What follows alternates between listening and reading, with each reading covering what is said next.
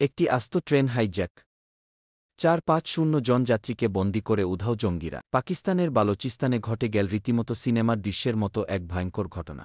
১ March পাকিস্তানের Zafar express যখন কোয়েটা থেকে পেশোয়ার যাচ্ছিল, ঠিক তখনই পাহাড়ি সুডঙ্গের মধ্যে হামলা চালায় বালোচিস্তান লিবারেশন আর্মির জঙ্গিরা। অতর্কিত বিস্ফোরণের পর ট্রেন থমকে যায়, আর তখনই বন্দুক হাতে ঝাঁপিয়ে পড়ে ৮ জন হিভলি আর্মড জঙ্গি। ৯টি কোচে থাকা ৪-৫-০ জন যাত্রীদের জিম্মি করা হয়। এখনও পর্যন্ত ১-৫-৫ জন উদ্ধার হলেও ২-১-৪ জন যাত্রী এখনও বন্দী। এই ভয়ঙ্কর হামলায় প্রাণ হারিয়েছেন কমপক্ষে ৩০ জন পাক নিরাপত্তারক্ষী। এই হামলার দায় স্বীকার করেছে বালোচিস্তান লিবারেশন আর্মির মজিদ ব্রিগেড। তারা প্রকাশ্যে এনেছে হাইজ্যাক করা ট্রেনের ভিডিও। অত্যন্ত দুর্গম পাহাড়ি এলাকা, যেখানে ১-৭টি সুড়ঙ্গ রয়েছে, আর সেখানেই ঘটে গেল পাকিস্তানের ইতিহাসের অন্যতম ভয়াবহ ট্রেন হাইজ্যাক। অথচ পাক সরকার এখনও নীরব।